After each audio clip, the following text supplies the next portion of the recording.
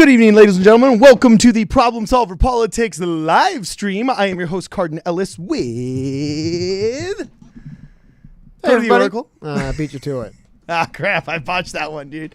Anyway, wow, what a day. Cody, Epstein's flight logs are coming out. We're for sure going to find out all of the bad people, who they are and what they did. Being amazingly vindicated as a society. I'm actually hopeful on this, Cody. I know you may be a little bit more doubtful, but I am hopeful. And what was the other big thing we were talking about, Cody? Yeah. Chemo brain's kicking in. Remember when they literally had Jeffrey Epstein in the jail cell? So yeah, I'm sure these phone logs will change, or these logs will change everything, man. Yeah, exactly. And the other thing I was talking about, because this is something I was going to go through. It's a weird, interesting story just in general, and then especially the recent thing. So hit it. Saturday night, I believe, TikTok, the app, was scheduled to be removed from the U.S. App Store, I believe, Sunday morning. So yesterday morning. People who use TikTok, you probably noticed that's not what happened. TikTok's still up. And I guess Trump made a deal at about Saturday night to preserve it. So I wanted to go through that and look at some of the stuff and then just talk a little bit more about the idea of banning TikTok or disallowing and just what's going on around the rest of the world, particularly in one country with it. So first things first, what happened? So CNN actually has a pretty good write-up. I want to bring this up. We can go through it. CNN Business, because they break it down because it is a weird, stupid story, and kind of one of the things I want to talk about it. Sorry, I forgot to. I think it was genius. See, Donald Trump is great at coming out of the gates and threatening. You literally don't even know what happened. You literally don't even know what happened. No. No, hold on. No, I did read about this. Sorry, 1 second. I'm not referencing today's story, though. I'm referencing when he came out the gates and said, like, I'm going to straight up ban it. I'm going to this, that, signed the executive order, the whole 9 yards.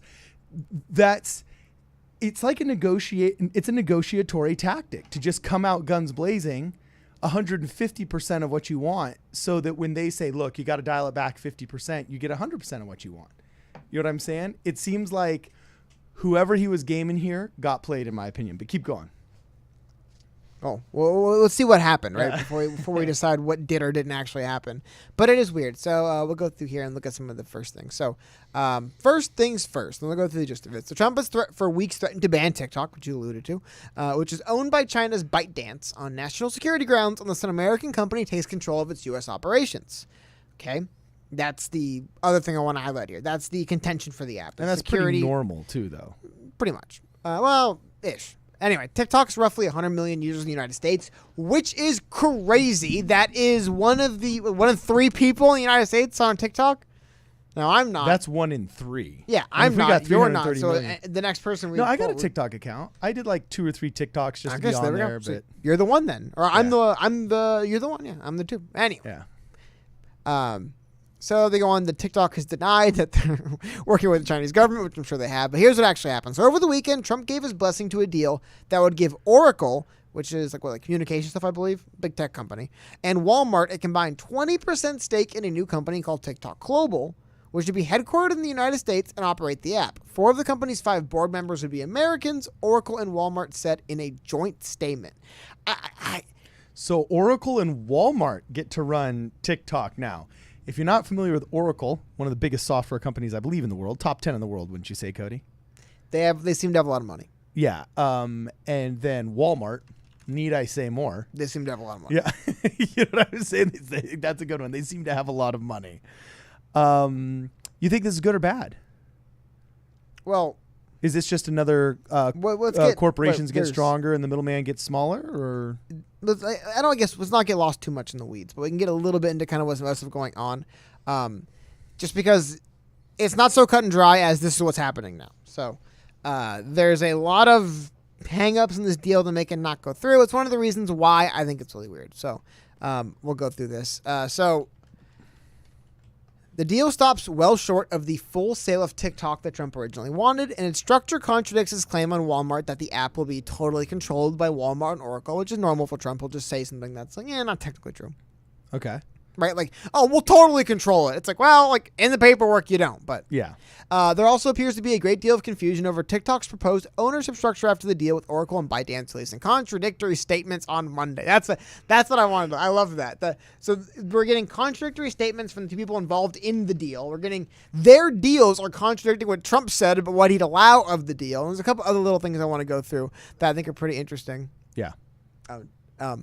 This education fund. This is weird. So another source of confusion. Trump said the deal would also include a $5 billion fund for U.S. education. Hey, if he swings that, that's a pretty good deal. Though he didn't say which company would be making the payment.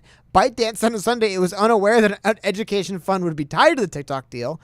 They said, quote, some news media reported that TikTok will set up a $5 billion education fund in the United States. We would like to clarify that it was also our first time hearing about the news. Walmart and Oracle, apparently nobody wants to be in the hook for the $5 billion education fund. Walmart and Oracle also not mentioned anything about an education fund. Their new statement released over the weekend, but they did say TikTok Global will pay more than $5 billion in new tax dollars to the U.S. Treasury. TikTok Global, I can't even say that, which would be the new company formed to kind of facilitate the purchase, where essentially Walmart and Oracle would be getting 20% of TikTok Global, which is where it'd be based in the U.S. Anyway, a really, really weird deal. I just thought this was hilarious that everyone's finding out now that it's like, oh, and then it's so funny, right? It's like a lot of business, like a lot of deals, right? The deal's almost done, and then it's like, oh, yeah, what I say, just before we walk away, like Columbo, just one more thing about that $5 billion education fund.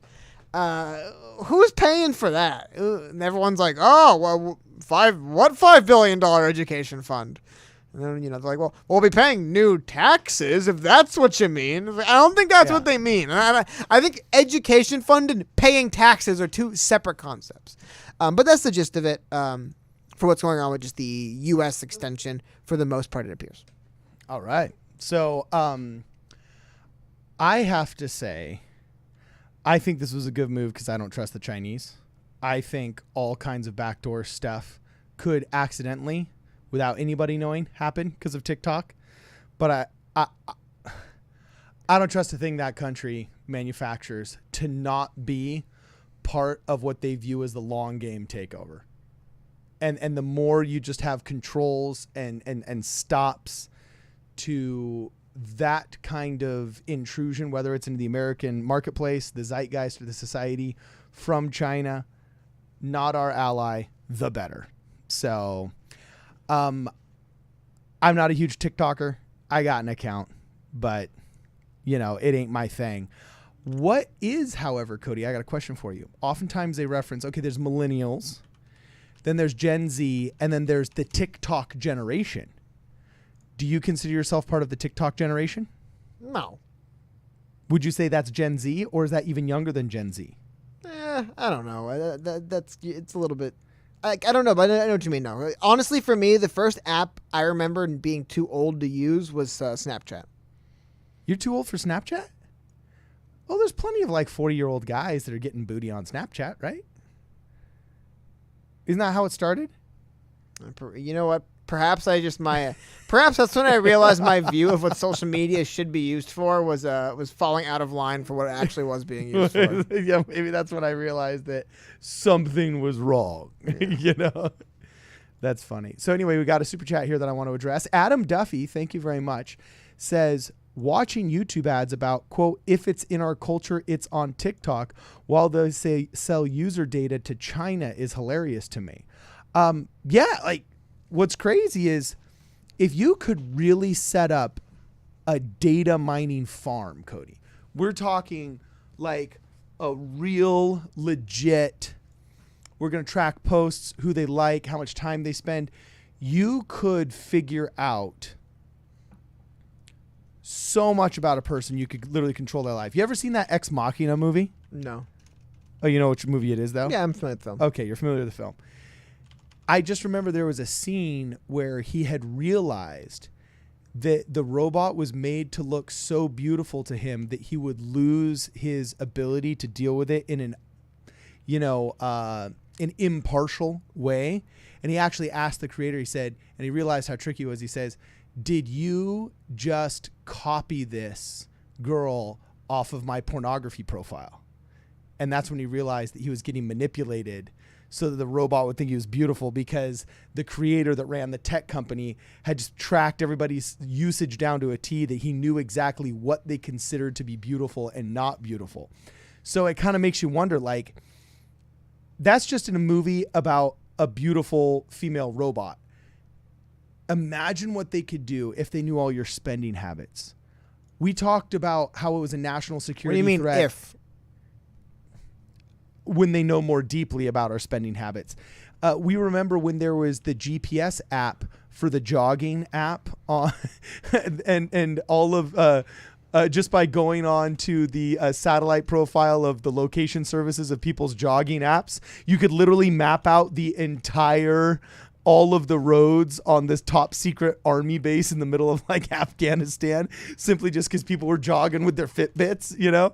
I mean, it's amazing to think. We've talked about before the mob hitman who was caught because they used his Fitbit. I don't think it was actually a Fitbit, but his like fitness tracker data. They're like, oh yeah, this guy ran basically the same route the killer ran every day for like a few weeks before the shooting and never did it again. And they figured out that guy was the guy because of that. Yeah, I forgot about that. There was another story. They figured out that a woman was murdered because she had her fitness tracker on, and the primary suspect was like, I was at the house, but when I left, she was live. And he said when he left, and they looked at the fitness tracker, like, nope, she was literally we could see her heart rate spike and then drop while you said you were still there. Yeah. You're guilty anyway. So they already do this stuff. Dude, that is rough, but awesome. So, well, but a couple of things though about, I think now this is a story from a belief today is the main reason why I'm bringing it up. It's a little bit interesting. This is from today, September 21st.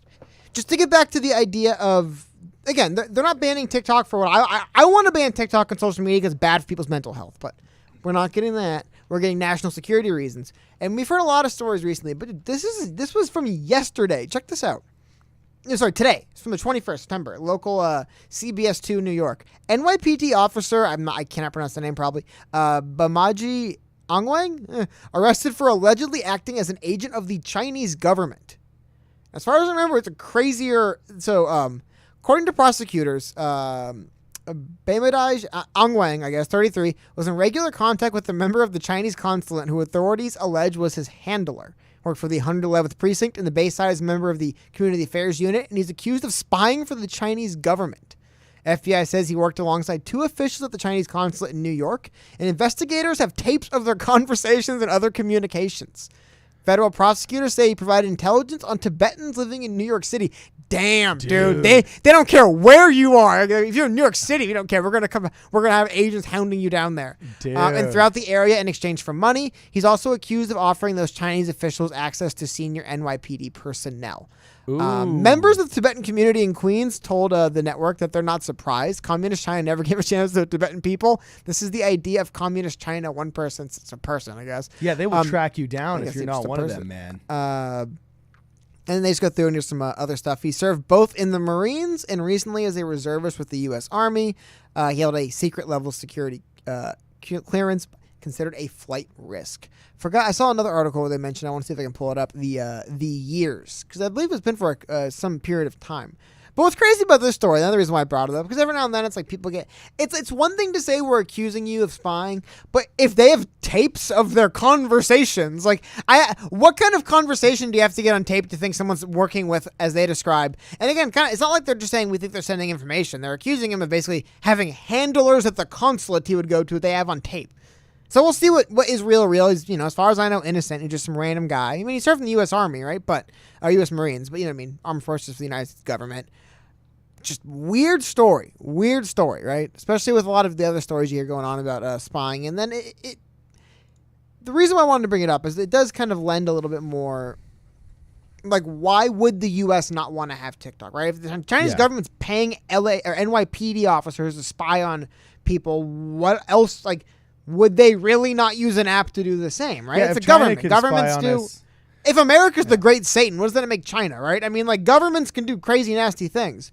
But the other angle on this I want to bring up to you, just for a little bit of context, because actually we talked about this before, but And then we got a sick super chat. this is kind of a recent addendum, I guess you could say, Okay. to a story we had done back in June. But back in June, there's been some intense border clashes between India and China over the past few months.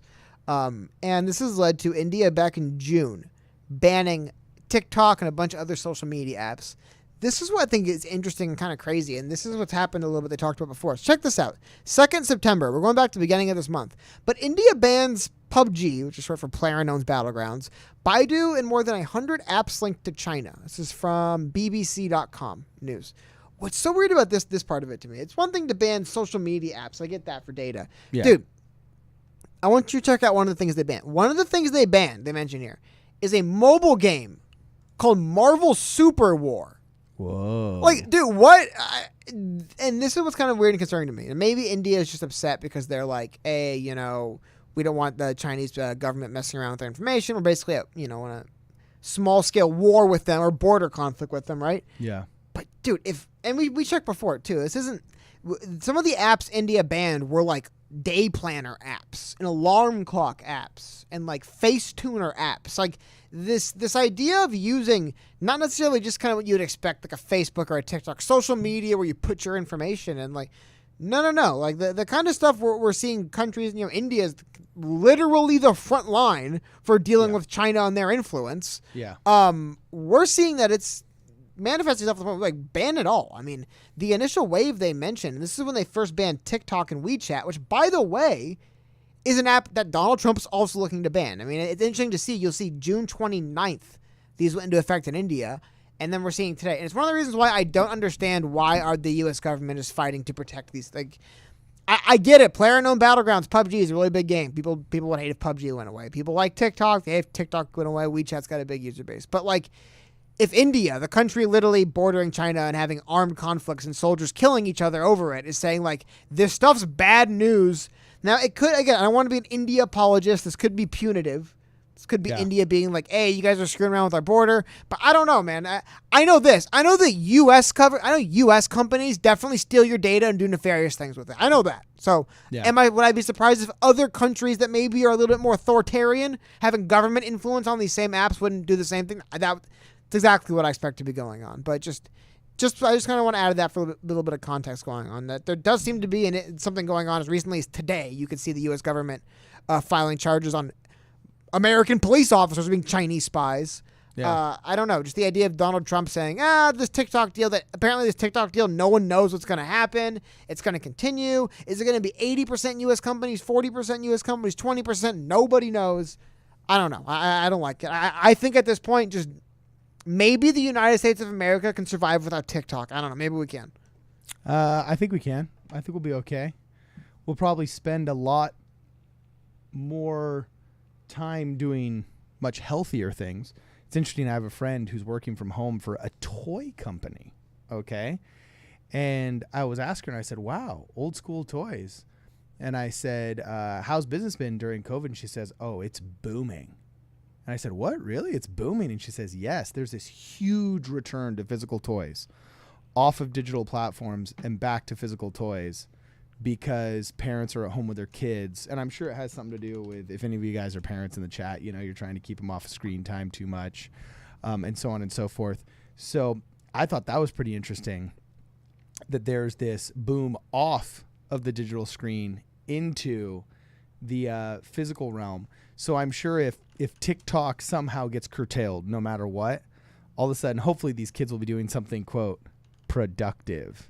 I know we all hate that word because our parents used to say it when we were kids, but by the way, that was a pretty cool little shimmy shake that I did right there. You see that, Cody? Yeah, but hold on a minute. And that's one of the things I kind of my point on this I brought up. Like, dude, yes, kids like to use TikTok today. Dude, if TikTok got shut down on Sunday, I don't think Zoomers would be like, young kids would be like, well, I guess I got to go outside now. I mean, like, the other apps that they use. Like, it's one of the reasons why I wish they'd go further on it. But I don't know. It feels interesting that we're kind of playing around. And I get this is the other thing I understand too, though, right? If you want to look at it from the perspective of like geopolitics, I guess it is. Again, India. It's one thing when your troops are literally killing the other country's troops on your border to ban their private companies from operating in your country. It's another thing when you're trying to negotiate deals and trade. Like, it would be a little bit aggressive. So I understand the idea of the American government not just being like, go pound sand, China. We don't like you spying on us. Yeah. But at the same time, it feels weird and a little bit. I don't know. I don't know why we're fighting for TikTok so hard. I trust me, dude. I'm all about fighting for private businesses. The government shouldn't be banning businesses. But if it's not banning a business because we disagree with the business practice, and it's we don't trust this country, we don't want them operating in this way, I don't know, man. I don't understand this. We got to have TikTok. Why? Why can't Microsoft bring Vine back? People liked Vine. It was the same thing. Well, I don't understand. Yeah, that's true. What did happen to Why Vine? does it have to be TikTok? That's what just was weird to me. Hey, can you give me the history lesson, Cody? What did happen to Vine? Vine was funny. Microsoft created Vine, so that means that it's probably a solid product. They probably don't push it. They don't advertise it correctly. They're unhappy with it not making as much money as they thought it would make, and so they pulled the plug early. It's the history of Microsoft products, really. Anyway, it was Super Chat. Wow, you want to get to that? I can get it. I thought you were going to read it, but I'll get it. What? It says, this year is the first time my heart sank and I shed tears for 9/11. In 19 years, just thinking of how unified we became and how divided we are now, crushed my soul. We need to do better. Patriotism is the strength that drives us. We need to do better. Patriotism is the strength that drives us. I agree, Andrew. It's crazy. The time of 9/11 was incredible. But then, of course, we botched it. I guess this is why we can't have nice things. We let the Republicans take advantage of us with the Patriot Act, which I think created a lot of the hatred for Bush. And then the media rode that wave in order to create the worst administration of Barack Obama and the endless drone strikes and the extrajudicial this and the unconstitutional that. It's brutal. And I think so many people that remember before are still kind of living this, I don't want to say fever dream, but living this idea that things will normalize. We will go back to having freedoms taken away from us in the Patriot Act. We will go back to a time of reasoned debate and habeas corpus and not cancel culture. But now it seems that this new normal is setting in, and that's probably what we fear. And I think the average person old enough to even have an inkling of what it was like, quote, before 9/11, looking back would be moved to tears. I mean, the world was different. The world was different in 2000 than it was in 2001. And it reminds me a lot of the iTunes explanation of Led Zeppelin. It starts out saying there's only two periods in rock and roll history, before and after Led Zeppelin. And that's how the writer was emphasizing the importance of that time, and that band was rock was forever changed by Led Zeppelin, right? In a non-good way. You know what I'm saying? Life before and after 9/11 was starkly different. And I don't know, I'm hopeful that we can normalize, that the conservative movement will take enough root that the 60 or 70 year lie to Western civilization that has been the pendulum swinging this way towards the left. I'm hoping as it comes right, we start correcting a lot of those things that were taken away from us. But yeah, it is enough to move a man to tears. So I feel you, Andrew Holman. Thank you very much for the super chat. Cody, what do you think? Sorry, about the super chat. I know I pulled up an article and I read in between, so I have to just catch up again. He said this year is the first time my heart sank. Oh no, exactly. I don't know, man. The more I think about it, it's a really weird thing. Cause I think about not particularly 9/11 a lot, but I think about your point. The idea of America being more. I think about America being divided a lot. I'm sure most of people us do because we see crazy stuff, but I don't know, man. It's. Unfortunately, I'm not going to get too far into it, but I've read accounts. I've heard people tell stories of times similar to these in other countries not that long ago, people still alive. And yeah, man, it's always really bad the way they talk about it. And I used to read some of these stories people would talk about the, back when this, back when that, back when we did this. And I'd be like, that's crazy, man. It's pretty crass and, crude way to talk about people. And yeah, I'm seeing the same stuff coming here. That is concerning, man. But What, the cynicism? What is it that you're I don't seeing want to get coming too here? far into it. But Oh, come on, you got to. What examples are you talking about? Like when somebody escaped Croatia, or like, I need details. I guess you just look into accounts of what's the stuff that went on in the. I don't want. So do you think we're going the way of like Northern Ireland, where we're all going to start hating each other and worrying about if somebody's going to plant a? No, it's not. That's not what I mean. It's again. I don't. You know what? It's on me. I shouldn't have brought it up if I don't want to get into it. Okay. But no, man, you'll hear people talk about what it was like when there was revolutions or attempted uprisings in their countries and it's failed. Listen to the way people talk about these failed uprisings. Listen to how they describe the intellectuals and the academics and the activists and the people that are pushing for this uprising that got quelled. And I'd read that stuff and say, that's crazy. That's how you talk about people and like. But yeah, man, look at the country we're heading in now, and that seems to be where we're heading right now. So I don't know, man. So what do you think we're heading towards? I don't know. It's hard to say what there. I honestly think we're heading towards probably nothing. I think a lot of stupidity and some fringe stuff continues, and a whole lot of nothing. Okay. Well, that gives me a little bit of hope. Because I think we talked about this before, right? We had this question before, right? The idea of like the American is way too wealthy, but there was also a point too. Maybe we reached that tipping point in wealth. I don't mean like dollars in the bank account, but like as a country, our citizens are so wealthy individually.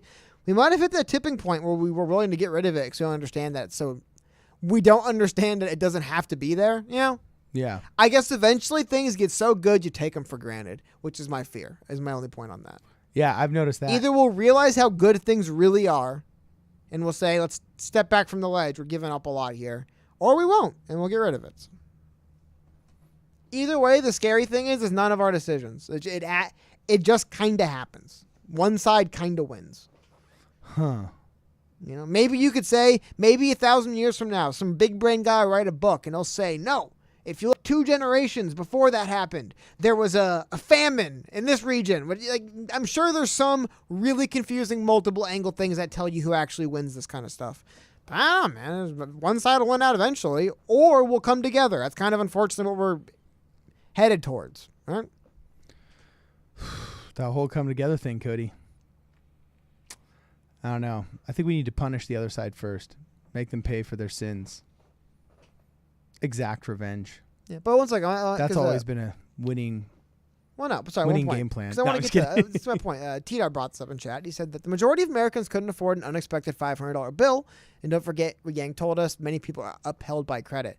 Dude, this is my point exactly. That's what I need to find a better word for wealth than this. Those same people, I'm one of them. Right? Might be driving an Escalade. Not even Escalade. It's like they might have running water, heat, electricity, television, computer, internet access, the average person in poverty luxuries here, rich people didn't have 70 years ago. I mean, it's not about money. It's not about it's not like wealth disparity. It's not about purchasing. I'm not talking about that. It's just the material wealth dude. It wasn't that long ago. People legitimately could. A lot of people all across this country put all of their possessions like on their back and walk away. I mean, like the amount of like ridiculous wealth, and it's because we've made things cheap. Things used to be really expensive. No one could have them. Now, even if you are like, dude, my margins are slim. I can't afford a big expenditure. I can't afford something drastic. There's stuff cheap enough you can afford it. That's luxury's goods.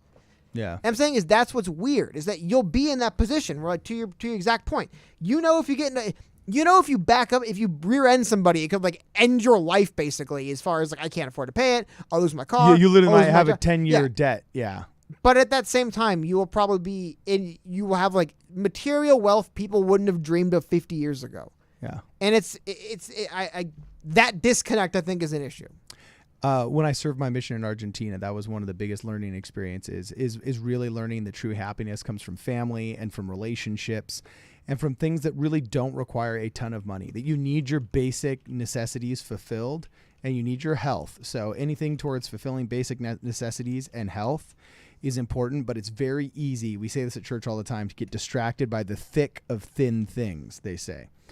And yes, I think that as T-Dot brought up, that yes, the average American can't afford, an unexpected $500 expense. And that's a two-pronged problem. The system and the economic system that they're all working within has atrophied from being very pro-entrepreneurial, pro-capitalist, pro-middle class to being very pro-statist, pro-corporatist, pro-leftist. And that needs to be amended. So the system needs amendment. But also, we got to fight on an individual scale, person by person, heart by heart, mind by mind, the consumerism that plagues us all. And that spiritual battle that can only happen at church, can only happen as an individual as he meditates, can only happen with a person as he has an interpersonal conversation with himself or with his God or with religious leader or a guru or I don't know, the psychic that's on the street corner that charges you $5. Whoever it is, that's the only way that consumerism can get conquered. We can't fix the consumerist system. We have to fix each heart, one heart at a time. And to be honest with you, I actually think it's the consumerism that might be 51% of the problem. I think 51% of the problem is consumerism. 49% of the problem is the system. Does that make sense, Cody? Yeah, you literally are a communist, and you always have been. So. What do you mean I'm a communist? I'm just kidding. Look, all I'm saying is kidding, that they but need to be going to these camps what I'm saying is, to work the capitalism out of I'm kidding, their but your politics are way more than the left than you'll ever think. Wait, what are you talking about? You always make arguments that I'm like, yeah, I've literally heard people on the left make that same argument, dude. You're in a... Yeah, but the only difference is that I said these changes are made Mine's got a red R next to it, so it's different. What do you mean? No, it has to be voluntary. Voluntary through persuasion. That guy's the conservative vote in Congress, so it's different when he says it. No.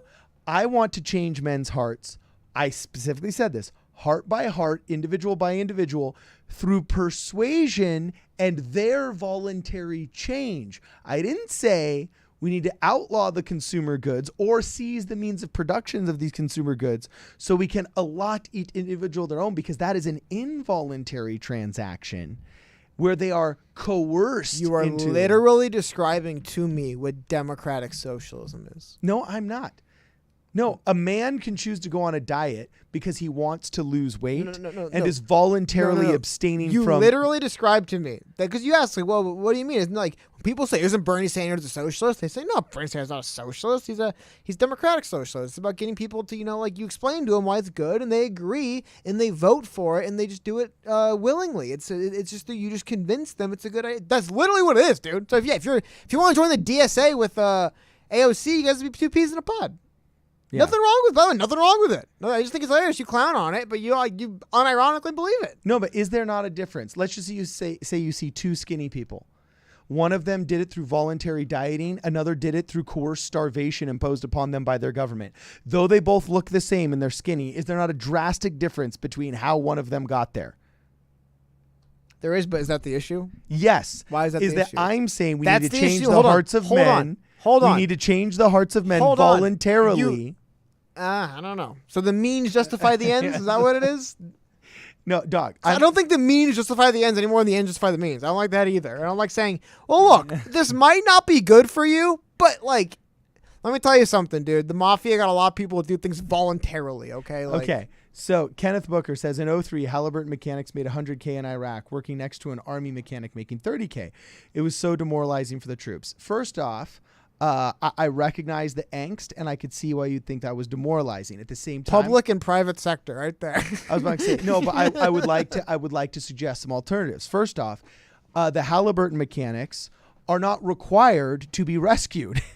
Everybody knows if the crap hits the fan, the mercenaries die because they're getting paid. Whereas no man left behind if you're a Marine, all right? You know what I'm saying?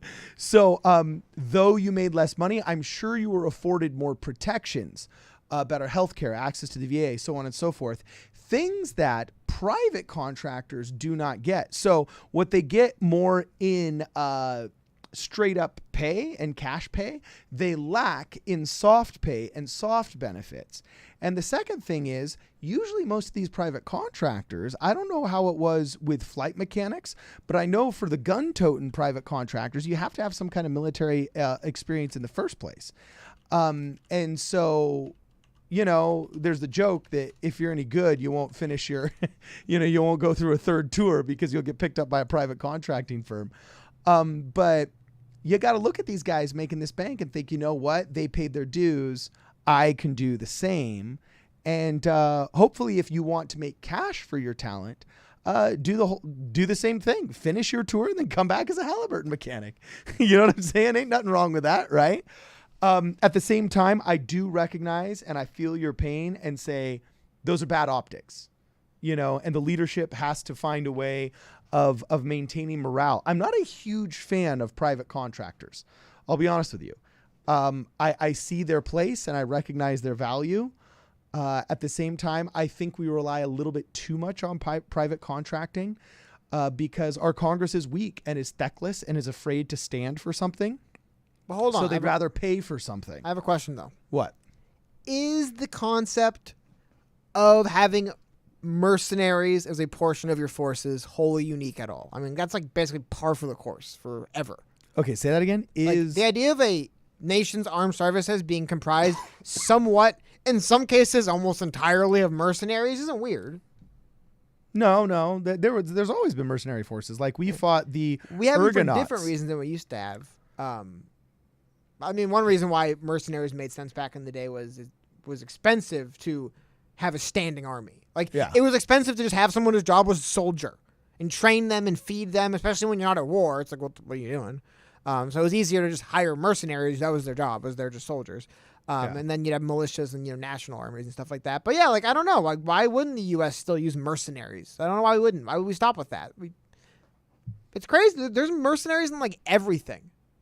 Yeah. All the way back to me, you bring it up there historically. I mean, famously, like Hannibal and like the Carthage armies are like, oh my, like 80% in some cases mercenaries. Like there was mercenaries in the Islas Malvinas, the Gurkhas. Oh yeah. Hardcore Gurkhas, man. We got 2 super chats. Kenneth Booker says the contractors never left the base. Yeah. Yeah, and that's part of the demoralization. Well, hold on. They probably if and they're probably protected by the 30K if army I understand people. right, those are the people where if someone has to leave the base for something that never actually happened, that's who leaves the base to do the things that don't happen. That's why we pay them. That's their job. Is they're expendable. I think he's right? talking about the mechanic contractors. Oh, I think like actual like mercenary contractors. Sorry, I'm like no, like not yeah. the I know we pay those people to go and do sketchy stuff all around the world. So it's like, well, technically the U.S. government doesn't have soldiers there. We just paid people to do it. Yeah. So Adam Duffy brings up the historical point that Caesar loved his mercs. You know what I'm saying? He did have a lot of mercenaries. They're part of everything. They're part of armies forever because it's mostly though it was to the point of it was cheaper than. And he brings this up. And Cody, I'm going to run this past you. I didn't know this. This would be news to me. This is interesting. He says, but Spartacus was a mercenary. Yikes! Was Spartacus a mercenary? Probably. I mean, I am looking this up. A lot of soldiers fought for money back in the day. You might be surprised to hear that. But yeah, I don't know. Anyway, I want to talk about something a little bit off topic, but kind of going back to what I was talking about before. To get back onto TikTok, right?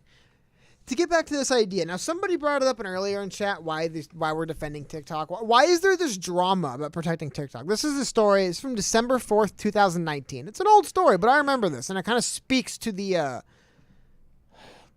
spirit of TikTok. Check this out. Oh, interesting. It does. So there's an article from Slate. Okay. TikTok admits it suppressed videos by disabled, queer, and fat creators. Hold on. Let's get to what that actually means. So check this out. TikTok is this is an old story, so you guys might have heard. If you haven't, TikTok is a social media video app with more than 1 billion downloads. Hey, we're at over 100 million users in the U.S. right now.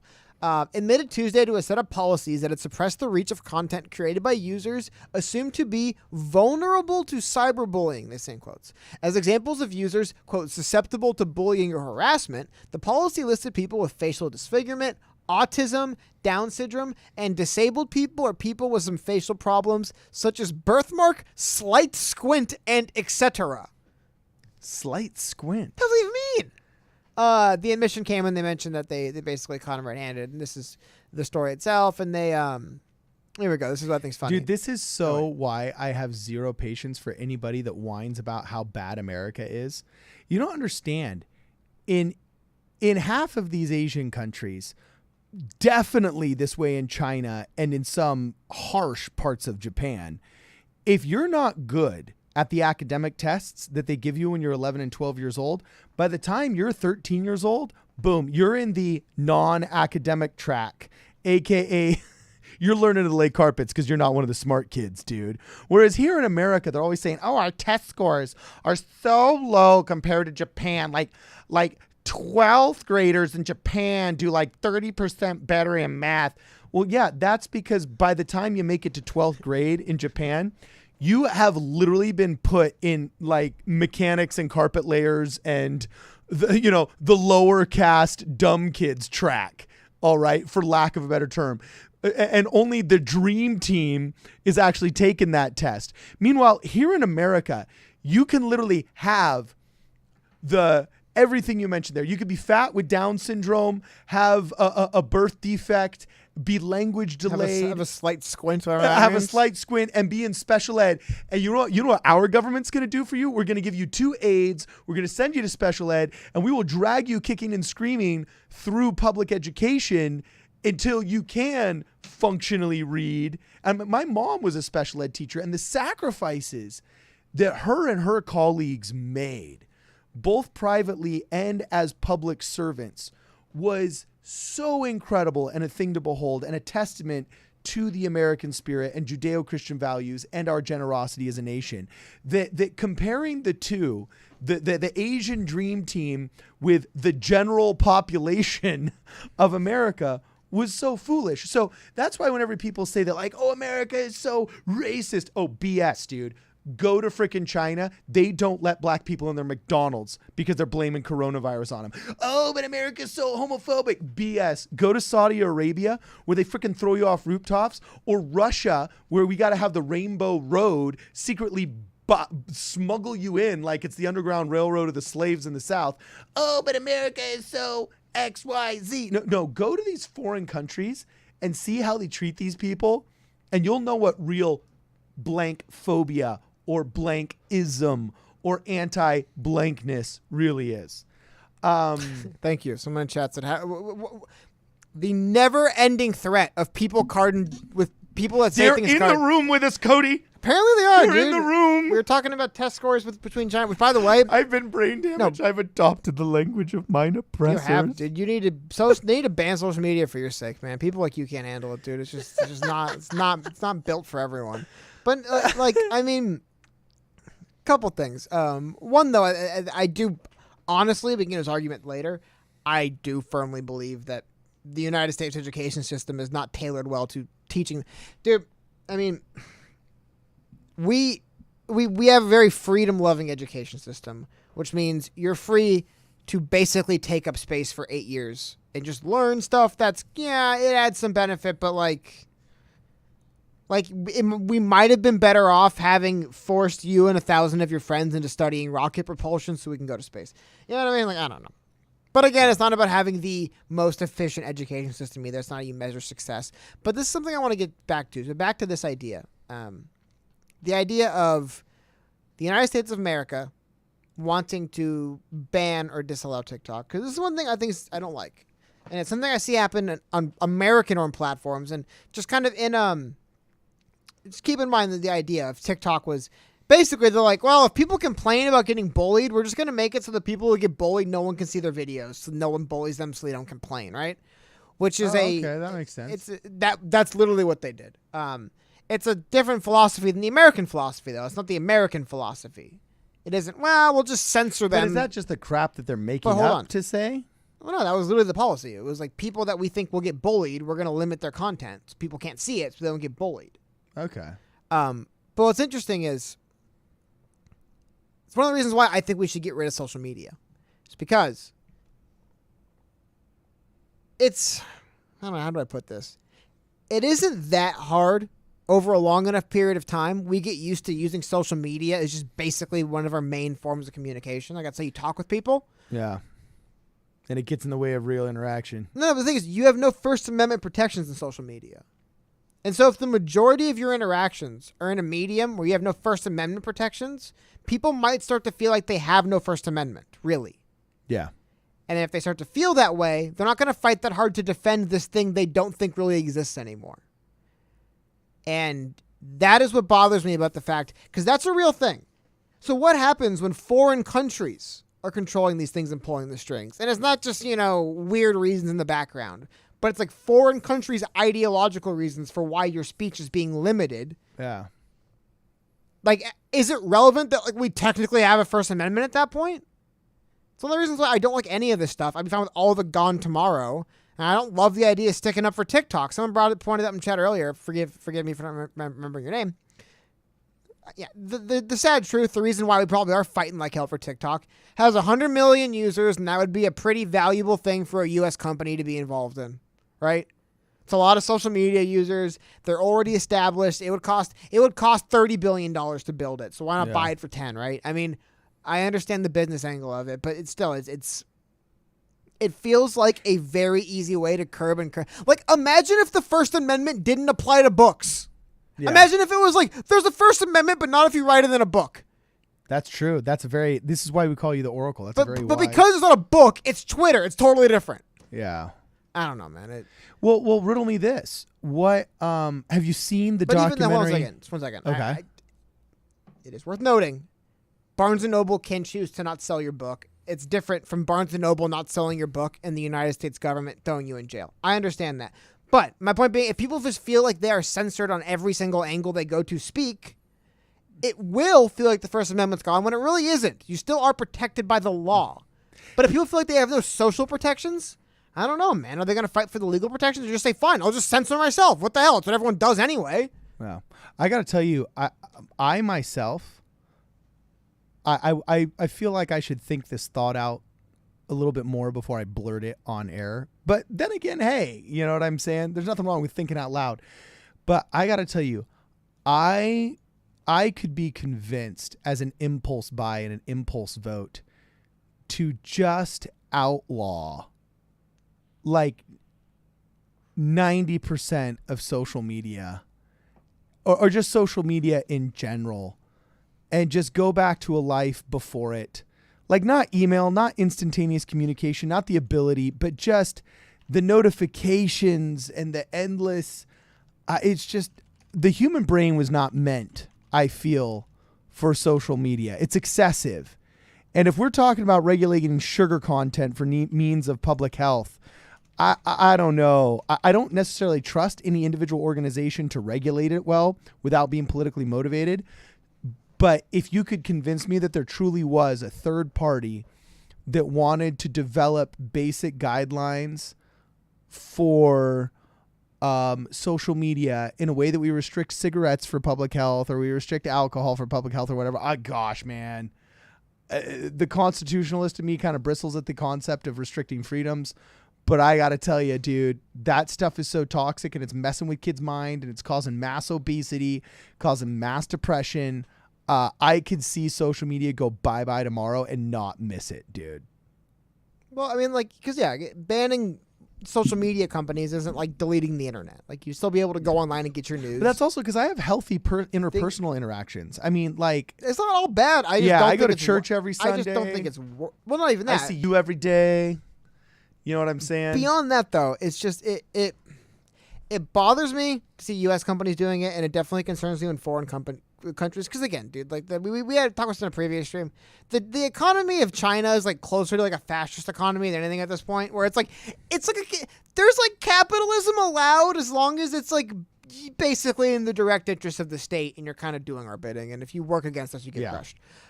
Which is the inverse. In America, for example, Google can work for the Chinese military instead of the American military. I don't think China would let. I'm blanking on the name of it, but they're big tech companies work for the American military and not work for the Chinese military. It's just Evan Pacheco, $5 super chat. Thank you very much, man. I saw that. But and also speaking of to the point of China though, and what authoritarian governments do. China. But at the same time, I always bristle at this idea of being like they're bad and they do it, so that thing has to be bad. It's like, well, maybe we'll do it differently. Maybe we'll do it better. Maybe we'll do it smarter, right?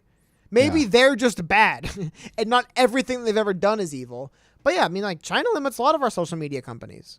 I mean, like it just, I don't know. I don't like how social media companies already can use to control people's thoughts and words already. Yeah. And I hate the thought of foreign governments having that power. Because there's a reason why I kind of, ironically refer to the U.S. government as the Great Satan, is because if you're not America, I could see why you'd feel that way. I mean, like, America's got a lot of power, a lot of influence, a lot of money, a lot of guns, and it'll use them all against you. I mean, basically, we're kind of strong-arming control away from this company, from the Chinese government right now. Yeah.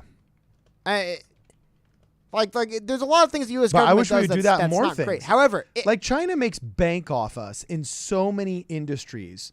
Like I wish we would do that with more. I wish we'd do that with steel, Japanese steel. We took the shirts off our back to rebuild Western Europe and Japan after, we bombed them into oblivion. So much so that we created an infrastructure in foreign countries that was better in some ways than even our own. So why are we laying off our own steel workers and purchasing steel from overseas when we have more than enough ability to manufacture and smelt that steel here?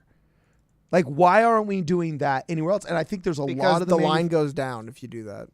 What do you mean the line goes down? I mean, the line goes down. The numbers are red. If you hire American workers, it costs money. If you hire non-American workers, it costs less. Yeah, but the only reason why we live underneath that mirage is because China is lying about the value of their currency and purposely down manipulating their currency. Well, hold on. And that's why it's not all currency. They legitimately pay people less and make them work longer hours, and they have less protections, less benefits. Yes. It's legitimately cheaper per hour to have a Chinese employee working for you in a factory than American. And I'm assuming many not all, but in many, it's just cheaper. Yeah, so there's always been a correlation between the two, that American goods would be slightly more expensive, but then there would also be much higher quality because our labor was better. It wasn't as cheap, but it was better. So American exceptionalism kicked in. But what about this, though? How about import costs decreasing? The more ships, the more containers, the more you can put on them, the cheaper per load. What about that, dude? That's part of the reason why the discrepancy was. It's not like China used to have like all these worker rights and a minimum wage, and that changed. No, they're horrible to their own people. It just costs more money to ship stuff across the ocean. My point is, it doesn't cost as much, and we can transfer a lot of we can do a lot of that work with digitally through the internet, and then just ship the physical products over. It's literally cheaper and easier to import and export goods. So the prices are compounding into cheapness. Like not only are not only the goods cheaper, not only are the labor cheaper, not only are they paying less taxes. They suck and they can't do anything and they lie about everything. I'm just saying you can say it's currency manipulation. But why do all the Chinese crap suck? Okay, what I'm saying is, what do we do? Because it's cheap. But my point is this: what do you do about the fact that it's getting cheaper to import things, and other countries it's cheaper to employ people there to work? What do you mean? What do you do about it? That's the problem. Like that's an issue. Look, I'm a firm believer in competition, but on a level playing field. So you got to make sure the playing field's level. So, like for example, if we don't allow you to dump 300 million gallons of wastewater from your plant into the ocean, as you make little plastic GI Joe toys, well then fine. If there's a factory in Thailand that can do it without dumping into the ocean, then fine, let them take some of that business, and then we're going to have to compete and find something else we're good in and find that advantage. Competition forces us all to sharpen our tools. But if the Malaysian company is just going to lie and say, oh yeah, we don't do environmental disasters like that, and then just dump their 300 million gallons of wastewater in the ocean while the American company has to dispose of it, then that should be investigated, should be enforced, and then we should say, no, we're not going to do business with people that do those kind of environmental violations. In this country, you don't have workers' comp. You don't pay your employees benefits. You can pay them $1 an hour instead of 20. No, I get that. Those are the real costs. They suck at manufacturing things. Okay, they suck in their bad. My point is, dude, it's why is it cheaper? Because in the United States of America, we value our employees in some industries to an absurd degree where it actually does work as a net negative on the industry because you just can't afford it anymore, right? That's true. But that's part of the bureaucracy. Dude, because think about this. Not only do we grant different protections that actually have monetary values given to our employees, there's middlemen in that chain who administer things, who make money and take a piece. Like the amount of money it costs to have, you hire people. I was about to say, yeah, you could talk to me all day long about how much employees cost. I'm not saying I'm an expert in Chinese stuff, but I think in countries where we manufacture things cheaply, I have to imagine it's a lot closer to a day wage. Like you showed up at this time, you left at this time, here's your $5, come back tomorrow. It isn't like we have to put money aside, we have to get a big company health insurance. That's what costs money and drives wages up as well. Okay, part of it. Let me illustrate it this way. I've got 20 employees. And guess, Cody, which is actually more profitable for me? My guys that make $30 an hour going out and working for me for 8 hours, or I've probably got 4 guys that make $30 an hour, and then let's just say 25 guys that make $15 an hour. Which gets me more work done? The guys going out making $30 an hour, or 3 of the guys making 15? I don't know. The guys that make $30 an hour, because they've proven that they're better and they're faster, more efficient. Let me tell you, my employees that go out and work their butts off and work hard, making $30 an hour, actually make more money for me as I'm paying them more per hour than the sloughs that don't and go slow. And it literally takes 3 of my $15 an hour employees to compensate for 1 that's making 30. So as a business owner, who would I prefer to be employing and working? But dude, is that the micro or the macro? No. I think that's maybe the macro. If you have 15 employees, sure. No, if so I have I'm 50,000, maybe maybe when you have 50,000 employees, the returns start diminishing on those good employees. No, but we noticed this in the Olympics. We noticed Not this in manufacturing. Dude, okay, so we noticed this in everything. Explain to me why that just doesn't seem to be the case in how they do things. No, this is what I'm explaining. Is if the playing field were level, the world would soon realize that the $30 an hour American manufacturing companies and manufacturing laborers are worth it because they produce better goods over a period of time for a smaller margin than me hiring the sea of boneheads in Southeast Asia. Okay, well, you're But since the playing field is not level, people aren't making those realizations. Carden, outside of America, maybe people are fine with what you would consider to be a lower quality good because they don't need a $15 toothbrush. They're fine with a $1 one because they don't make as much money. Do you ever think about that? I'm not talking about toothbrushes. No, do you ever think about that though? In America, maybe we will pay someone $30 an hour to work on a floor manufacturing $75 pillows. Maybe in other countries they just don't as much. Do you ever think maybe in America? And then think about this. How come, if it really is that case, when it even comes to some higher quality stuff, dude, it's scale is what you're leaving out. Scale. Yes, you'll notice smaller boutique, specialty stuff can't survive thing. But when I need to make 100,000 TVs, dude, you can get me on this American exceptionalism. We wake up at 5 a.m. with a hard hat stuff all you want. Like, I'm building 100,000 TVs. It's not feasible here. That seems to be what happens. I own a factory. No, it's not feasible that seems here to be what happens we've every time. Sold everything off overseas because the elitist class has completely sold out the middle class of America for a short-term gain. That's exactly what I'm saying. But the saying is, I understand that's part of it. Like, look at Donald Trump's inaugural speech. Part of it, but I'm just saying you have to there is a legitimate thing that in America we have a higher standard than in other countries.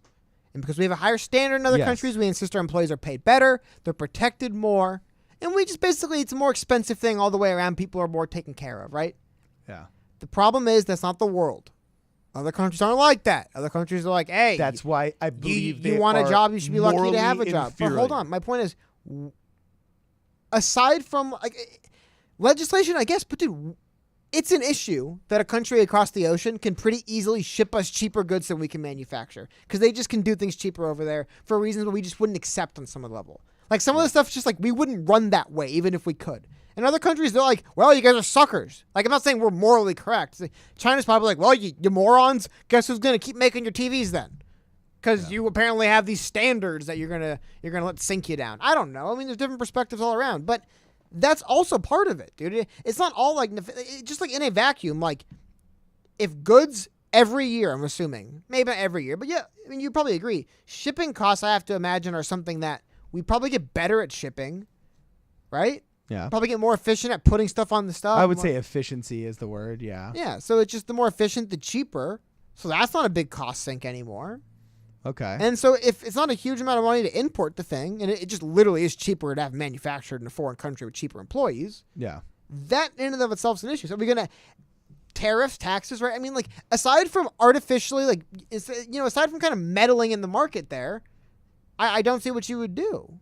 Now, there is, and someone brought up, there is another point about this. I would meddle in the market and then essentially plan it. No, a good that might be considered an acceptable quality for other parts of the country might not be considered acceptable here. And maybe manufacturing goods at a level we'd deem to be like an acceptable quality. But dude, they don't even make iPhones in America. Mac products aren't even made here. That's kind of like a high quality American. They don't even make those here, man. Those chumps, they went from saying manufactured in California to being designed thought of. We thought of. We had this idea in California. Those Trump's, man. That's why. And by the way, I hold Trump's feet to the fire. I want to see him making good on some of these promises to the American manufacturing class, man. I do. I want to see him making good on some of these promises. What if we lose on manufacturing globally because we just insist on a higher standard of treatment for our employees? Like, what if that's just the reality? As long as we that could never be the reality because there as progress happens. Let me just lay out this. Okay. Countries that have a higher insistence and standard, we have to pay our employees higher and just spend more money protecting them. Maybe they're not going to be the best at manufacturing. Maybe the best manufacturing companies are going to be get the 9-year-old in there because he has the small hands that can get the ball bearings and make him work 15 hours a day countries. Okay. They might just win out in manufacturing. Now, I think 9-year-olds, start out with 7 years old to teach them. Hyperbolic, but you see my point. I mean, maybe just countries that say we won't have those restrictions. I get what you're saying. And I'm not saying that we should gobble up all of the world's manufacturing either, because definitely if there's other countries that can do some things less expensive. For example, Argentina has phenomenal wheat and has 2 different harvests a year. So if we had a good trade deal to actually get wheat from Argentina, as long as we didn't, take out the rug from underneath us and our own ability to produce our own food, that would be a beneficial trade deal for both parties, because we'd be enriching a South American country that struggles with anything other than natural resource management. All right. And we would also be getting cheaper wheat. So that's a two-way beneficial street. When it comes to manufacturing, if Americans are really good at first-generation manufacturing and R&D. Like, we're really good at making these things, figuring them out. We got dudes that can work the lathes. We got metal workers. We got people that can stamp the steel. And as we're researching and developing and manufacturing the first go-around, the second go-around, the third go-around of these different products, by the time it's been perfected, sending it to a less expensive country, all right, to manufacture the thing that we've already perfected, I'm fine with. But we're not even doing that now. You know what I'm saying? We're not just selling out the 4th step, okay, to help the impoverished nations of the world.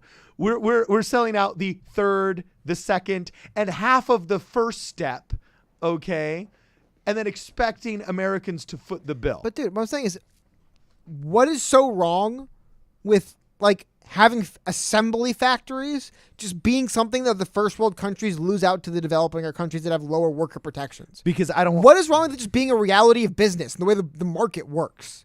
What is wrong with first world countries realizing that maybe we should focus our attention onto other things? No, maybe we should focus that's a natural consequence. Into service. Maybe because dude, think about it. How many people in the United States are employed in the service industry? How many employed in manufacturing? Yeah, okay. No, I get that. But Cody, I'm not saying that they should never be able to leave and it should never be a consequence. I get it's a natural consequence, but it's to what degree?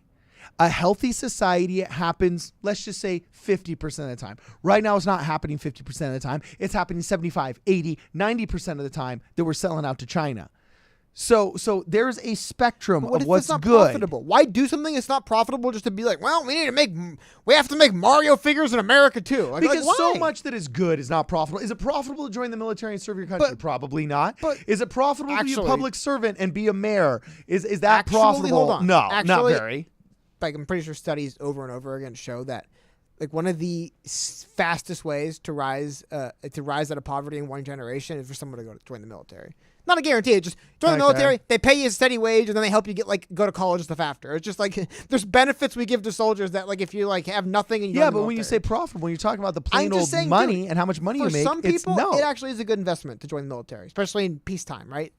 That's a different argument we can get into. I guess it would be a semantic argument why does about how you define profitability on what time scale. I understand the point of it's important that America has enough manufacturing to where if the ocean's lit on fire and the air turned to poison, we could still manufacture in America. Yeah, right? Like our own penicillin, for example. That's a different argument, though, than that we just can't lose out. Dude, we're going to lose out in some of this stuff. It's some... I'm not saying we can't lose out. As long as the free market. Because losing out is good because it sharpens our tools and it forces us to constantly figure out what are we good at as a society, and let's keep making that. All right. And trade deals are some of the biggest peace treaties that we have are trade deals. So good trade deals that mutually benefit both parties are something that our diplomats should constantly be seeking because they keep us in peacetime. They keep us from warring with each other and they make it so we all sharpen our tools. All right. So I'm okay with that. But I'm just saying we have gone past that point to a point where we've sold out our middle and our manufacturing class, and we are now in a deficient diet of manufacturing in the American economy. Yes, I got 2 super chats. I'm sorry, but it's just like, yes, the way the global manufacturing market panned out, it's not profitable to do in America. That's like the reality of the global Chinese market. Are cheating because They're they are not cheating. dishonest. They're not cheating. They have a couple. They're cheating. No, They're manipulating their labor value. they're not cheating. They have a couple billion people, and they will accept a lower standard for their worker than us. That's the reality. They're cheating, bro. They're cheating, and that's why I don't care why they're doing. What they're doing is allowing a lower standard for their employees, providing them lower benefits, and they have way higher competition because they have more people than us. Okay, we got 2 super chats. That's the reality of it. You can say whatever their motives are. I don't care if they're doing it to please the Scientology gods. I don't care why they're doing it. But that's the reality. They have more people. They'll allow them to work in more dangerous environments for less money. Okay, we got 2 super chats. That works in the marketplace. Okay, you got to read both super chats, bro. Okay, sorry. Let me go through them. Yeah. Both. Okay, $10. Sly Cactus. Shout out, man. How you doing? So the person most responsible for all this is the person that gave their child the phone in the first place. Oh. Treat your phone like your gun and don't accidentally shoot your wee off or vagina. Thank you for. I I've never heard it appreciate called the parenthetical. Vagina. Okay. But I mean, that's another tough thing, dude. It is. I remember when my parents gave me a cell phone for the first time, I could play the parachute guy game where you skydive and like snake and make phone calls and text. Oh, you had a Nokia. Yeah, Nokia. All right. Wait, what was the parachute guy game? I don't remember that one. It's like you're free falling. It doesn't matter. My only point being, Okay. it is weird because there's reasons why it might make sense for a 14-year-old or a 12-year-old or a 9-year-old even to have a device on them that lets you communicate with them at all times. Yeah, I feel a lot more comfortable But- letting my son go bike off into the neighborhood if I know I can call him when it's time to come home. But maybe the other 99% of what phones do, I agree. I don't necessarily want my 9-year-old having, and that is a weird. They've been trying to make a marketplace for it, but we all know the reality. If all the other kids get the iPads, your son can either get beat up and made fun of, or you can just buy him an iPad and hope he's mentally strong enough for it. Anyway, Adam Duffy, Pillar Super Chat said, Cody, dig the outfit pretty drippy. Well, thank you, man. I appreciate it. What's drippy mean? Different things to different people. Okay. Hey, we got 5 minutes left here. So if you guys got any more super chats in your system, make sure you get them out. If you got any more burning questions, make sure you send them our way. Let me see. Azure All brings up a good point. Says we do have, quote, manufacturing and farming. Yeah, but we're turning it into a third world country. I mean, we're sending all of our best lumber overseas to China in order for them to build their public works projects. Go to your local Home Depot. It no longer says Class A lumber. It says Class B Boise Cascade. We're like a banana republic that was selling the best of its fruits and vegetables to North America in the 60s in order to enrich North America while its own people ate the Class B stuff. We're doing that exact same thing to China. All right. We send out natural goods and then bring back manufactured goods. That's literally what the American colonies complained about with England, that they were using us for all of our natural goods so that they could use the manufacturing there and then send it back to us at an elevated or dishonest price. So, I mean, it's not a sign of health the way our economy is tailored right now. Let me see. There's one other We got from JS Automation. Super Chat. Thank you very much. So don't want to hype you up again, but my job is to help automate U.S. manufacturing to maintain ourselves as competitive in the global market. But there we go. So this is how it works, Cardin. The market exists. It is what it is. There's the playing field, and one team has an advantage. So you can either whine about it, kick your feet, and try to, Tanya Harding them when they're coming in out of the tunnel, or you could say, fine, we're going to use our big brains. We're going to use those $30 an hour better employees, to your point, and we're going to automate the hell out of you. Fine, you can treat your people like garbage because you have so many. Well, we're going to have no people.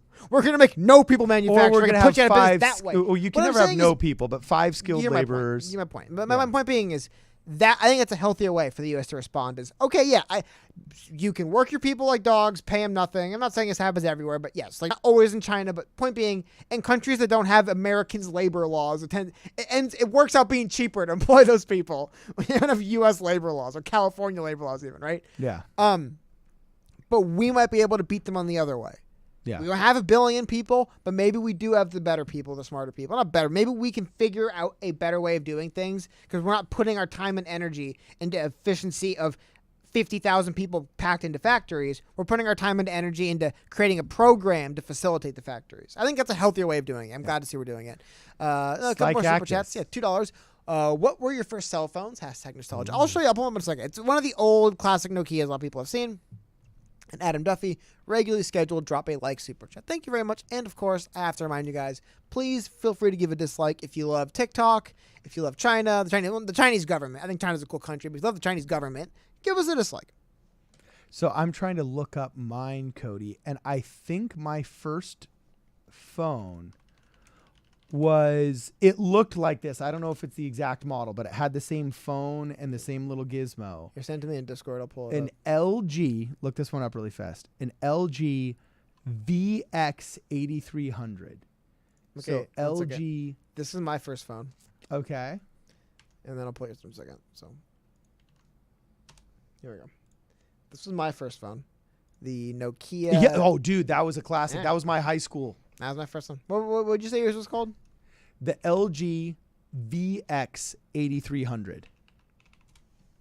Except for mine didn't have. Fancy. Did you get a flip phone for your first phone? That was my first phone, dog. You're lucky, dude. I didn't get my first phone until I came back from my mission, bro.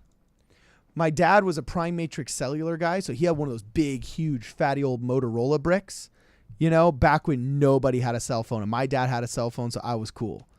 You know what I'm saying? Like, whoa, your dad's cool, man. He's got a cell phone. Because he worked for Prime Matrix Cellular, a company that doesn't even exist anymore, all right? But then I never had a cell phone. Cell phones really took off, I'd say, and became a social Fancy. requirement Dude, you had the in play 2002. button? Yeah, dude, this is a pretty late model phone. No, mine didn't have the play model. And yeah, you're looking at a different version than I was. That's all. VX8300. Yeah, the one I saw didn't have those. Oh, okay, cool. Then let's try VX3200. But either way, it looked just like that, but maybe just had one less button on it. Okay. You know, but that was literally my phone. It had that little LCD screen, so I could pull it out and I could just see what time it was. It had the first camera, and that camera was crap, dog. Oh, no, that's 1.3 megapixels. It's not Yeah. VGA. No, VGA predates that. Yeah. So There was like they didn't even have I remember. Woo! See, I was in elementary school, like end of elementary school, beginning of middle school was just when cell phones started getting kind of big, and we're out in the suburbs. Every kid had them. I knew a lot about cell phones back then because everyone had. It wasn't like now where you have the iPhone or an Android. Yeah. Everybody had different phones. There's just random ass phones all over the place. yeah. I miss this one though. This is a great phone. Yeah, Dude, that was a great phone. That was what all the cheerleaders had. Rich cheerleaders had that phone. That was a great phone. Yeah. So anyway, got anything else you want to say before we finish the chat today? Oh, remember sidekicks, dude. I wanted a sidekick I wanted the sidekick too, so bad. Oh my god, that was like in like 7th grade, if I could have anything, it probably would have been a sidekick too. You know why? You know what it was for me that made me fast typing. What was it? No. What was it? Hit it. Sidekick 2 had something that I was like, dude. The rotating screen. No. What did it have? You could use aim from your phone anywhere, and I'm like, that's the coolest thing I've ever heard. If I could aim from my phone, I'd just. I'm talking about old social media aim. That's not old school social media right there, but that was God. I had a buddy in whose 7th, parents, 8th grade. If I could have aim on my phone, I'd be the happiest person. Yeah, I had a buddy whose parents didn't allow him to have a smartphone, but they allowed him to get that phone because it looked like it was a smartphone, so he wouldn't have the social stigma of not having a smartphone. But he was only able to text and to call from that phone, the Sidekick 2. And so that was their kind of compromise with him. And looking back, I'm like, that was a smart parental compromise. You know what I'm saying? So yeah. Anyway, all right. Thank you guys for hanging out with us. Thank you. Really quickly, someone just said this. Shut up late. What are our thoughts on the existence of TikTok and the continuation of it? TikTok's awful and shouldn't exist. That's my in a nutshell. I just think social media is awful. And I don't think that it should not exist, but I think that as a society, we need to do a lot to curtail its most negative effects and educate ourselves as to how it manipulates us into poor decision-making that doesn't benefit us or our families, but benefits large corporations that are godless and faceless. That's all I have to say about that. Okay. And then before I got to before you go, what you got? One more I got to thing. pull up this. Damn. You got to pull up the beautiful phone, the Sidekick 2. This website is so. 1 second. This website. Dude, that's trash. so early 2000s. It that hurts, bro. Is such trash. 1 second. That is so early 2000s. It hurts, man. This is it. This is the phone. There you go, brother. That's the future, right? Look at that screen. Speaking of AIM, you can literally see right up here the AOL Instant Messenger logo right there. Wow. I never used AIM, bro. Were you big time into AIM? Dude, that was that was like before MySpace. Everybody had AIM, and then like MySpace, but it was like that was that when I was in elementary. Yeah, I never school, used AIM. I don't even like, know what AIM looks like. 5th, 6th, 7th, 8th, 9th. I probably stopped using AIM around 10th grade. That was like what I used to talk to people. I didn't even text people on my phone. I just would go on AIM. Oh my God, dude, away messages. And dude, AIM was a whole thing. You used to be able to make your own little. One thing interesting about AIM, if you click on someone's like info panel on their AIM thing, your little window with them, it would open up and they can make their own like little mini blog basically and like change it and adjust it and make it different colors. Very simple. The description about that. Dude, I mean, one second. You say you've never. Yeah, I'm looking up what. I remember sometimes when I was in college, like some of the girls would be like, bleep, and a thing would come up on the screen and they'd type and they'd respond to it. But I didn't have any trouble getting girls with. I didn't need a computer to get the girls. I just go up and talk to them. You know what I'm saying? So that's the thing. Like AIM was like how okay, this is like I would like get home from school and like AIM my friends like, hey, what's up? Where are you guys that want to meet up? Like yeah, why don't you just go over to their house? Because instead of it was like in between like texting people, you would use AIM. Like, dude, you don't remember any of these sounds? 1 second. The sounds I remember like the bleep. It's like a two-tone. Oh, wait, hold on. Here's all of them. That's a great one. Oh, I gotta put on my head. Do them again. I mean, this is the classic. This is the all this stuff. These are the classics right here. That door. That's the one. That's a bleep. Yeah, that was like seriously. It was like that. Like before I would text or anything and stuff like that. Yeah, I would use AOL Instant Messenger. Dude, they used to have entire websites because in AIM, the way it would look like. Let me see if I can just really quickly pull up. The way it would look like is there'd be 2 little boxes. Here we go. Oh my God, dude. What is it? Just looking at, I'm not like a big like nostalgia person. I really honestly am not. Just looking at this, I'm like, yep, I definitely remember this, dude. Let me expand this a little bit for you guys. Anybody that was like, you don't remember this at all, Carden? That's crazy to me. This was like legitimately the earliest form of social media I really remember engaging with was AIM. Dude. And then when you had your friend, like, look, you had your little, you would type here, it would show you. AIM was one of the cool things. It really early on had the so-and-so is typing or so-and-so is finished typing while they're typing to you. Dude, AIM was great. I used it a lot for file transfer. If I wanted to just send like a song or like a video clip to my friends, we'd use it. Tremendous. Really, as things So why did grew, it go the way of the world? It made, ironically enough, there's services that basically are AIM that exist now. You look at stuff like Telegraph or Telegraph, like WeChat. Like the idea of apps that are basically just instant messaging apps are back. But the idea of having instant messaging apps, especially with the rise of Facebook. So what is AOL Instant Messenger? Does AIM still exist? I don't think so. I'm pretty sure they killed it off. Okay. Facebook Messenger is the most popular version of what this is in America now, and then WeChat's really big globally, which Trump wants to ban WeChat, coincidentally enough. But yeah, just I don't know, man. It's crazy to me you said that. That is such like when I think of, again, some like, legit nostalgia. When I think, this is what I was trying to show you. When I was trying to show you earlier. Here we go. This is a better image of basically what it used to look like. Oh my God, dude, these pictures for ants. But they used to have these little icons.